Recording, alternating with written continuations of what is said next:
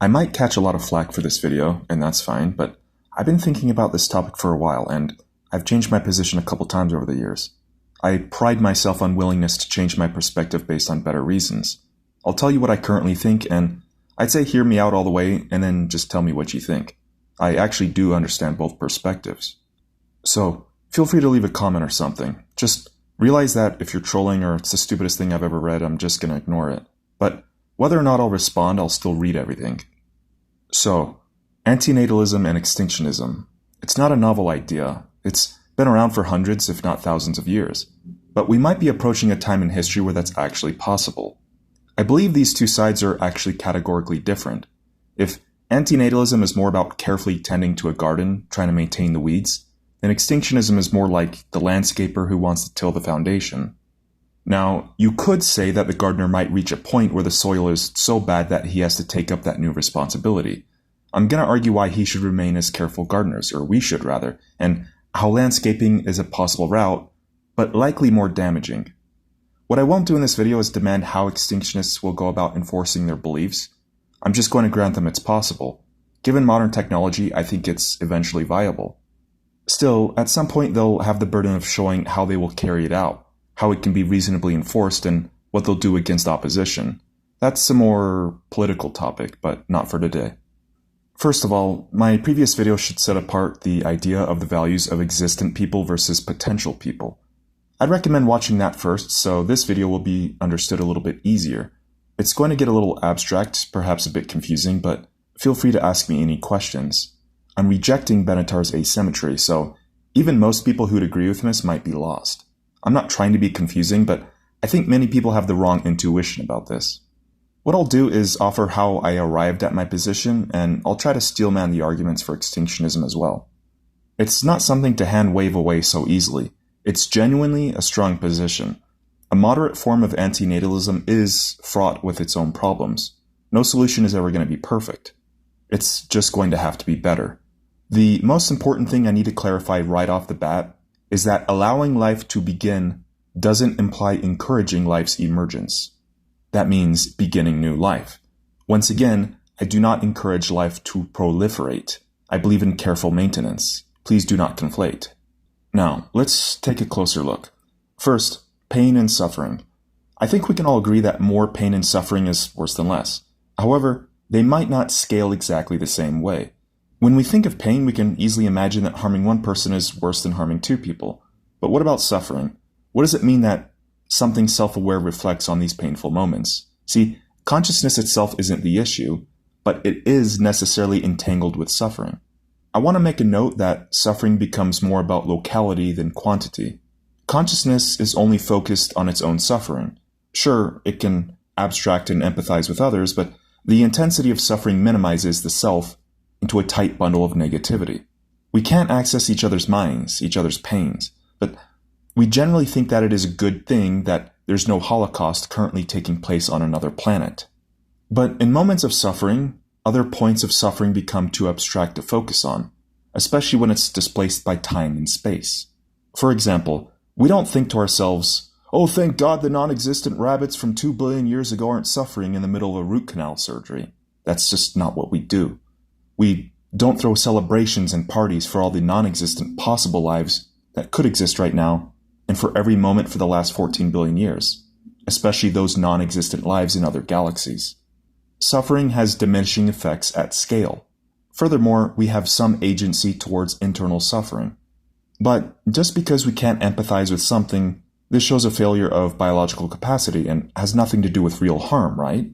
An extinctionist could argue that a rabbit that never suffered is a real subtraction from the universe's total possible suffering, even if the universe is infinite. Even across infinite possibilities, removing one Earth from 1,000 versions of Earth so there's 999 left is a moral good or a real valuable difference. Even if no consciousness remains to appreciate the improvement, it matters. So, non-existence is good even if nobody perceives it. It prevents suffering that would have occurred. This is where I'll refer to my previous video. Suffering that never happens has no capacity because capacity requires experience. Prevented suffering matters only to those who would have suffered. Benatar, among others, would posit that this is a good state. I claim that it's an undefined state. This is one of the most important points. Now, I understand that we don't need some God to keep score of every bit of suffering for suffering to be meaningful. We should be able to evaluate from our current position as valuers whether different possible worlds would contain more or less of what we disvalue. Okay, so here's another example. If you defuse a bomb that would have killed people, the goodness of your action isn't contingent on them knowing about it, right? So what's the difference between preventing new life and preventing harm from preventing the bomb going off? With the bomb, there's already a definite group of people who will exist and suffer if you do nothing. Even if they die quickly, their loved ones will suffer, and so on. They are directly relatable. You're improving the lives of those who already exist. It's directly counterfactual. Your action is valuable because it actually has determinate possible evaluators. When you don't create a person, they aren't determinate individuals whose lives you've improved. One version, they exist and suffer. Another version, they never exist. Non-existence is incomparable. Again, it's undefined. Preventing the very existence of people has only impersonal value, if any value. So essentially, diffusing bombs is good, but not creating someone isn't good for them. At best, it's a good relative value for current perspectives. The problem is that now my position is entangled with what is a determinate evaluator or person. I'll take a practical approach, and then after that, it becomes a matter of policy and so on. I would just say that more self-awareness with some life investment takes precedence. If you want to take a cold, rational approach, I would say something like, the death of an infant and the death of an 18-year-old are not the same. One has thousands of hours, complicated relationships, and so on. Also, both of them probably have most of their lives ahead of them. I think most people secretly agree with this, even if they won't say it out loud. But the real topic today is the welfare of overall existing life versus ending all possible life. I'll argue my point again. 999 suffering worlds is better than 1,000. However, after extinction, there's no more facts about value, and value itself doesn't exist. It can't exist. Extinctionism has a right to challenge my position using my logic, in that it's valid from their current position, and after extinction, no possible value judgments remain. And that's fine because there's no one complaining about it, right? A world with fewer concentration camps is better than one with more. But antinatalism can still hold a values stance. We treat extreme suffering more seriously than joy, but it's not because it's objectively worse. It's because within our conscious experience, suffering is more urgent and feels more demanding. This goes back to my previous explanation of how suffering has inflation values across time and space. Also, preventing harm to actual or soon-to-be actual people matters. Preventing people from existing doesn't harm or help anyone. But again, my challenge is this. If consciousness is inevitable, why does anything we do matter morally? Here's where the argument evolves. This goes back to other subjects I've extensively talked about, subjective persistence. The universe is likely forever, endlessly oscillating because no absolute position can hold. True nothingness cannot hold because here we are. It's too late for any unity or nothingness. If the laws of physics permit consciousness, they'll permit it again. However, I will grant that the universe could be finite, and still wager on moderate antinatalism instead of extinctionism. But for now, we'll assume otherwise. The universe is infinite. It's cosmic arrogance to think that you suddenly found yourself awake and thinking after 14 billion years and that this is the first and last time it'll ever happen. It's like thinking that you're the only person who awoke. Consciousness is extremely rare, I admit, but if the universe exists forever, it's only a matter of time. Never mind the vastness of space, before it emerges. When it does emerge, it immediately takes notice. Time doesn't matter. Consciousness has an immediacy of self. That's its very nature. One of the most important points I can make against extinctionism is that the red button is a reset button. Therefore, local suffering matters locally. The real question is whether or not to control the quality of current life, or should we give ourselves a breather, so to speak. But the illusion of extinction for a break is just that, an illusion. 14 billion years later, no, an entire universe later, eons later, consciousness just finds itself in its local position, and it finds itself immediately breathing, much as it is right now. The trillions of non-existent beings that avoided suffering pre or post-extinction is an illusion. You're just erasing organized memories and progress. Time is a non-factor, which becomes the nightmare for subjectivity. Somewhere, sometime, consciousness wakes again and builds more torture devices. There is no breather. There is only you or me, or the cow, or the chicken, or the other person. It's always someone, and that someone doesn't really matter as long as it's aware. But we still need to take care of ourselves. If local suffering has the privilege, we have current duties to existing people. We still have to respect their rights. We don't need a god to watch over us, to calculate values for us. We don't need a deity's validation. We reduce suffering because we must. We become the janitors, the stewards. Even if we had machines helping us, they'd require maintenance themselves. More importantly, extinctionism is probably worse for everyone. It's a reset to barbarism. It doesn't matter if a meteor hits or if we do it ourselves. This is where humanity actually gains an edge. The future is grim. Believe me, I'm not at all optimistic about it. But I still have to admit uncertainty about the future. People do suck, but we're the only species that has ever been able to reduce harm for the entire planet. Make no mistake, we're terrible at it, and currently we're a net harm. The argument is that one species can reduce suffering, and in fact, we do prevent loads of suffering. I'm not saying we should bring about new life to reduce suffering, that makes no sense, but if we always find ourselves here, and we're better equipped than everything else, we have obligations. And if low population stability and intervention becomes the least amount of harm possible, we would also be the only species capable of handling a meteor situation. It doesn't matter how unlikely. Low probability is better than no probability. And if we do go extinct anyway, but we try, progress is possible. Each iteration can reduce suffering if it does preserve knowledge. The right to die also becomes an important policy that needs to be open. The good news is that you only exist once. Something like you will continue, however, so you should still be invested without feeling terrified. Even if humanity is, as of now, a net negative, it's prudent to wager on 8,000,001 species with at least some possibility of global harm mitigation over 8,000,000 species that have no possibility of any purposeful intervention. Even if that one extra species is overall harmful, but they've already proven to be somewhat effective at harm reduction, it's better than none in the long run. The suffering is so massive at that scale that just one extra species can't really put a dent into what nature already does best. Also, there's no suffering which humans cause that really isn't overshadowed by what nature can't do just as bad, if not worse. You can argue we at least put creatures out of their misery fairly quickly. Hell, we give other animals better deaths than we give ourselves. In fact, our technology gives certain animals the easiest possible deaths, assuming we haven't inflicted other forms of torment. With factory farming and other cruel treatments, that's a net harm on our part. But it doesn't compare to trillions of organisms which could eventually endure as much torture without our intervention. So yes, depopulation is urgent and should target wildlife, not just humans. With extinctionism, we remove all possibility of reevaluating any possible bias. We give room to future evaluators to reassess life. Extinctionism is a one-shot attempt where the consequences are irreversible. It's a catastrophic gamble that says, I know our position is the worst. I know that either the universe is finite or that the next consciousness will wake up better. I know that even though one species has ever been capable of reducing global harm, I'm going to wipe them out, and if we do reset, I'll just hope that something like humans emerge again, even though evolution is a slow process. With moderate antinatalism and depopulation, the button's still always an option for future people to consider. For extinctionism, the doors are closed, and we have to wait for another evolution cycle. For subjectivity, that just means stepping through the door from one room to the next.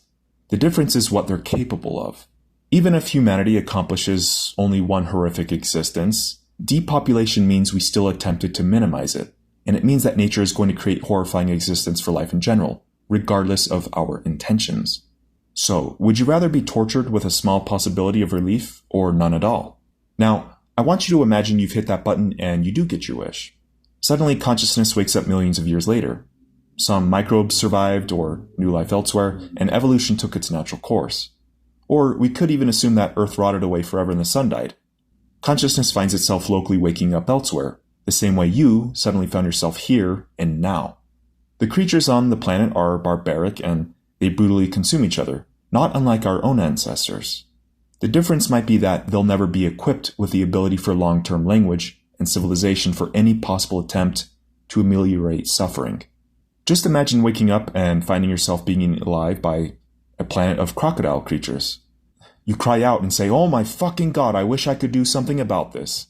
And the croc turns to you and says, "Don't worry, buddy, nobody on this planet will ever evolve any opposable thumbs. You're all fucked for 1 billion years. Happily never after."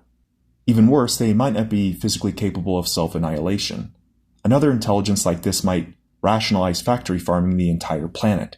And this just goes on and on and on. Now, there's also the possibility that it's not as bad as Earth. Regardless, suffering can only be targeted locally. Given our own circumstances, we have that ability. Even if we are clumsy and greedy and selfish, humans are unusually cooperative, empathetic, and reflective for apex predators. Honestly, it could have been much worse.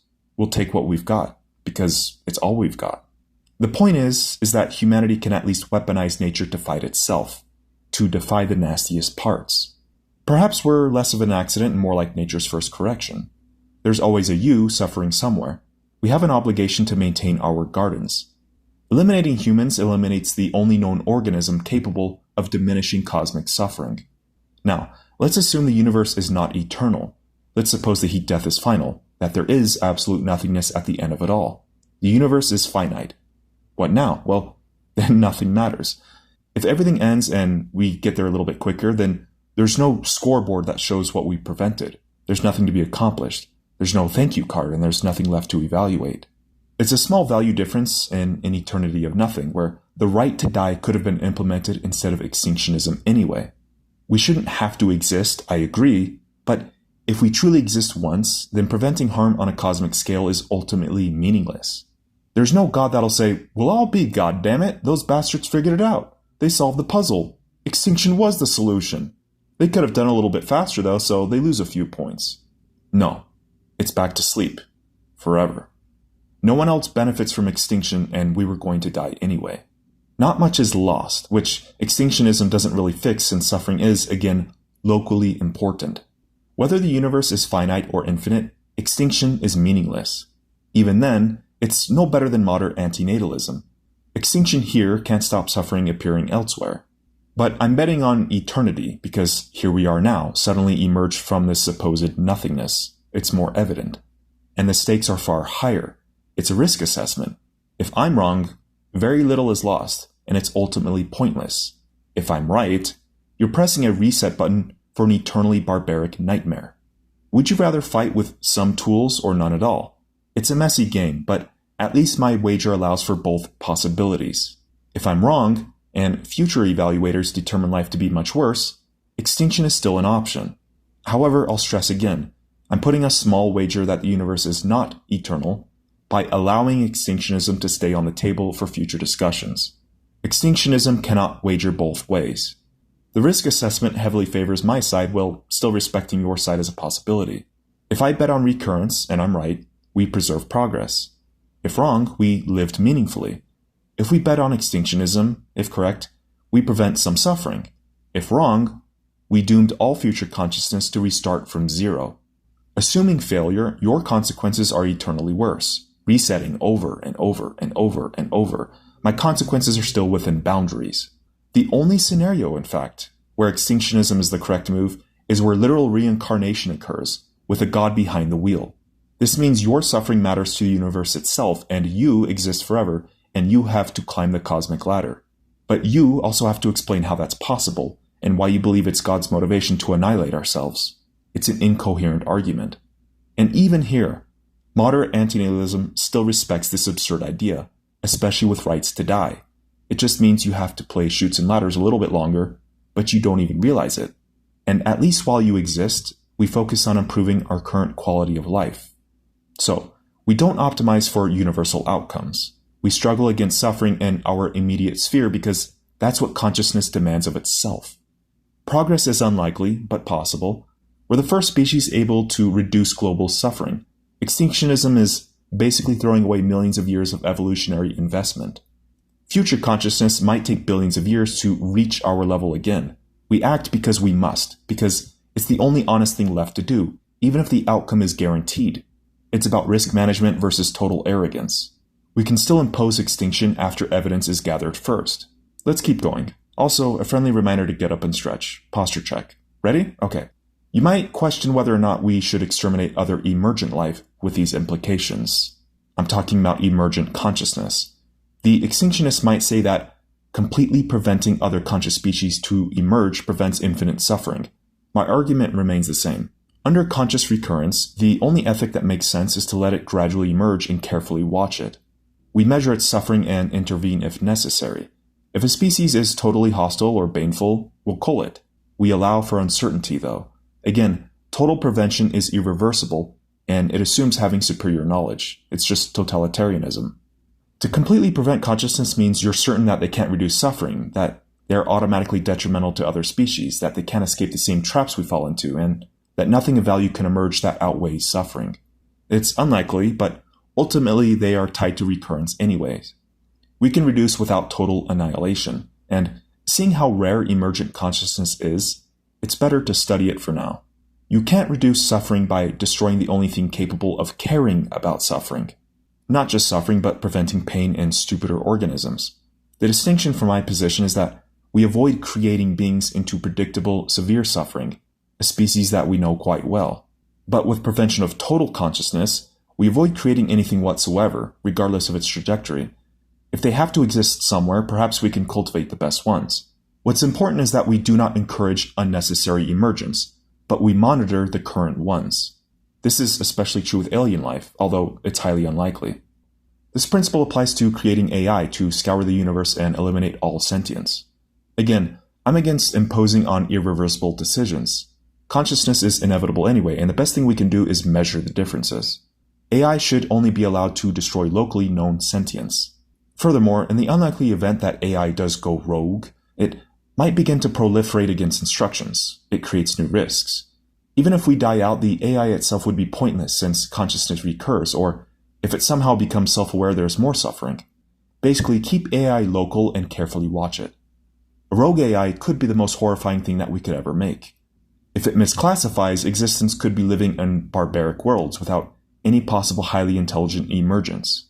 It could be just consciousness enduring nature's brutality over and over and over, unable to evolve past a threshold to retaliate. This is unlikely, though. Okay, so what if humanity continues and it just gets worse and worse and worse, but the majority are so infatuated with optimism bias and only a minority are lucid enough to see the true horror? What then? That's the real thing we all fear. I'd argue that the reset button has three considerations. First, humility. That's whether or not we know enough to wipe everything out. Also, current commitments, not just suffering, but autonomy and potential. And finally, irreversibility. Once you push that button, you can't revise the choice. So, even if the majority are Pollyannas and find life to be meaningful, the minority still have duties, but they can't wipe everything out. They would have to expose these horrors, fight those systems, and advocate for harm reduction policies. The right to die is pushed for prevalence. This also allows for the minority to reflect on whether they might carry their own bias and allows for corrections on themselves or society. So, how bad is bad enough? That's the question. Ultimately, people will have to decide whether we've locked ourselves into permanent technologically sustained hell, and there's no exit.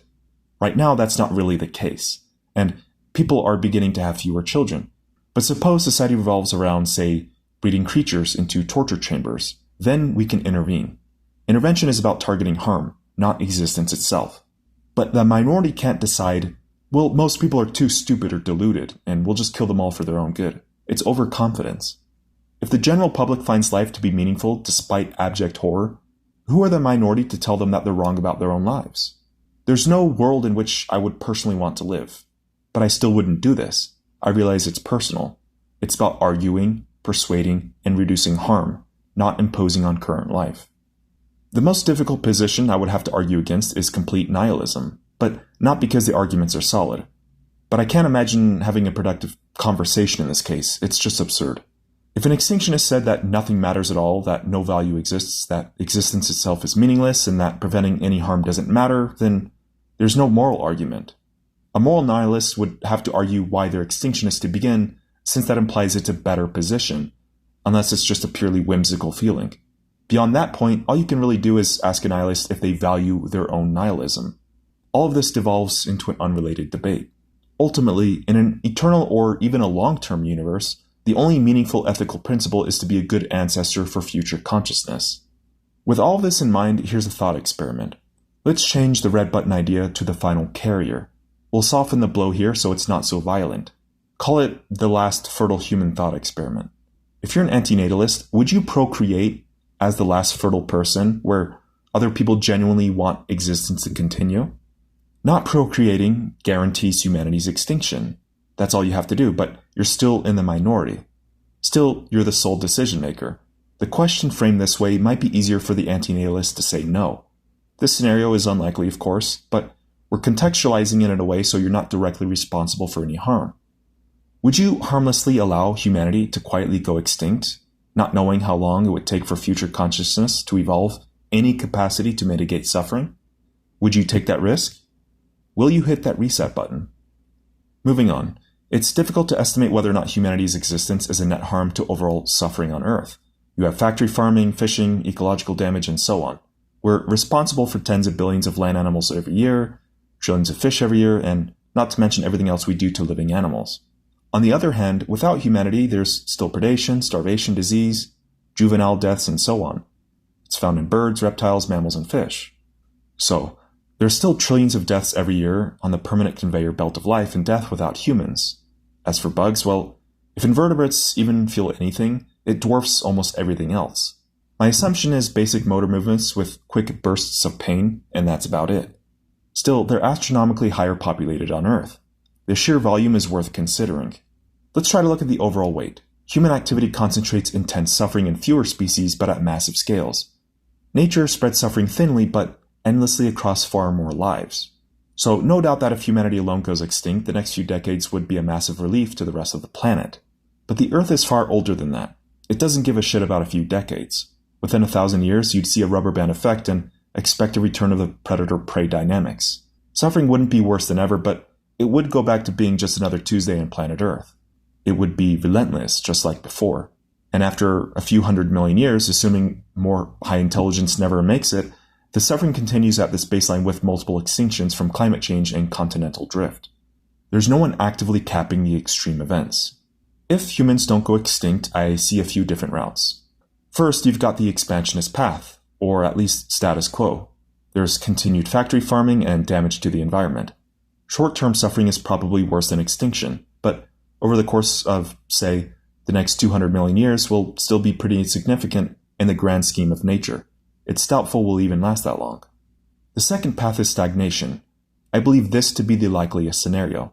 We focus on safer alternative methods for overall suffering, less intense farming, better welfare, but we can't manage wild suffering, not really well. Short-term suffering is slightly better, but it's overall neutral across a 200 million year scale. The final path is building a civilization dedicated entirely on ethics and harm reduction. We would have to aim directly at controlling suffering. We'd redesign factory farming, fisheries, mass contraception for our selected species like mice, rats, and bugs. We engineer habitats for climate control to focus on freezing and starvation. We implement AI systems for automation and careful monitoring. Basically, humanity's main focus is on maintaining a precarious balance. I'm not optimistic about this, but if we somehow manage, it's a net win against the baseline suffering as long as we survive. No other known process will intervene. No other species will likely take our place, at least not for a very long time. It has to be us. We have to do it right. If, and it is a very big if, but if humanity commits to controlling suffering, it's clearly better than extinction. The welfare gains would be massive. The first step would be to focus directly on factory farming and fisheries. Then we invest into disease control, human overpopulation, and predation control to smooth out certain extremes. We should program AI to focus on monitoring the environment and animal population balances. We'll need a huge change from a government built on profits and dedicated entirely to welfare, something that definitely won't change overnight. We should implement forms of light hedonism for those who are uncertain about their current existence.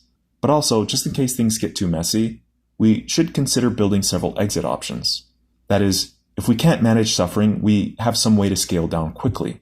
We'll have to give more control to AI systems in the future. I'm no sociologist or populations expert, but I'd say in order to preserve some kind of stable civilization, which, aiming for maximal goodness and minimal harm, I guess the human population needs to sit anywhere from about 10 million to 100 million people. Fewer risks too much, more is simply harmful. That also gives us enough people to focus on minimizing harm in the wild. There's a lot to consider with policies, but I'll leave that there for now. Despite how difficult this would be, it would still be easier to implement than extinctionism as well. It's a small advantage, but it's not insignificant. It's easier to build AI systems than it is to destroy every paramecium on Earth. Extinctionism is less practical, even assuming better arguments do come forth. So let's revisit the thought experiment of the last survivor. After hearing all that, would you still continue humanity? Yes or no? Have I changed your mind? If not, tell me why. I'd actually like to hear it. For me, I would reluctantly say yes, maybe. But this is probably right where I draw the line. I believe the universe is eternal, and there's a good chance that any harm preventers might exist for a while. I would do it with the caveat that most other people around me want existence to continue. I would demand rights to die, and as many antinatalist policies as possible, and I'm not forced or tortured in any way. It's also under the context that this isn't noble or heroic. I do it because I have to. Although, it would be kind of funny, if I agreed to do it then just accidentally tripped over a cliff the next day. Totally accidentally. That does seem pretty funny. Anyway, maintaining humanity. It's a less bad option. This also means I respect other antinatalists who would refuse to say yes here and let our species die out. It's morally permissible. It's not your fault things came down to this, but it's probably best if you do it. If not, I'd say, no well, and go back to reading my books. Also, if you're willing to push for extinction, what are the lengths you'd go to ensure it happens? Again, if you completely wipe out life, and it takes eons to permit new life, consciousness finds itself in the now as consciousness does best. So we have to assess the risk of whether or not they might be feeling organisms without any ability to dampen suffering. This is a pretty difficult topic, and again, I empathize with multiple perspectives. In the end, humanity might be worse off for the planet based on our current behavior, but with humanity gone, we're erasing all possibilities that a higher intelligence can do anything about the situation. We're just giving up the planet to unfettered control of wild animals, possibly for hundreds of millions of years once again. We'd be going straight back to square one. Well, more like square 2 or 3. But, I mean, there's millions of squares. A lot of this ties to my own philosophical beliefs across the board, which is to endure as beautifully as possible. Be a good ancestor. Even for strangers who will never know you, the stranger will always exist. And even if they don't, we will have ultimately lost very little in an eternal nothingness. Anyway, that about wraps up my thoughts on why I choose moderate antinatalism against extinctionism. I believe extinctionism is probably more harmful in the long run, unless I've overlooked something. If I have, I'd like to hear it. Whether or not you agree with me, what's most important is what we can do now. And for now, take care and don't be an asshole. There's already too many of those. Take care, guys. See ya.